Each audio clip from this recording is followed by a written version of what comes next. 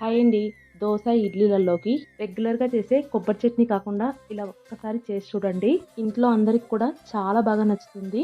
ముందుగా స్టవ్ పైన పాన్ పెట్టుకొని అందులో ఒక టేబుల్ స్పూన్ పైన ఆయిల్ వేసుకొని ఒక కప్పు నిండా పల్లీలు వేసుకోవాలి. ఆ క్లిప్పింగ్ అయితే మిస్ అయిపోయింది. అలాగే 2 మీడియం సైజ్ ఉల్లిపాయల్ని ఇలా చిన్న ముక్కలుగా కట్ చేసుకొని వేసుకోండి. ఇంకా కారానికి తగినంత పచ్చిమిరపకాయలు వేసుకొని అన్ని బాగా ఫ్రై అయ్యేంత వరకు సిమ్ లోనే వేయించుకోవాలి. తర్వాత 1 ఇంచి అల్లం ముక్కను కూడా వేసుకొని ఒకసారి కలిపేసి స్టవ్ అయితే ఆఫ్ చేసేయండి. వేయించుకున్నవన్నీ పూర్తిగా చల్లారిపోయిన తర్వాత మిక్సీ జార్ లోకి వేసుకొని 1 స్పూన్ కల్లుప్పు, 1 స్పూన్ జీలకర్ర, అలాగే 2 వెల్లుల్లిపాయలు, కొద్దిగా చింతపండు, అలాగే కొద్దిగా నీళ్లు వేసుకుంటూ చట్నీ కన్సిస్టెన్సీ వచ్చేలాగా మెత్తగా మిక్సీ పట్టేసుకోవాలి.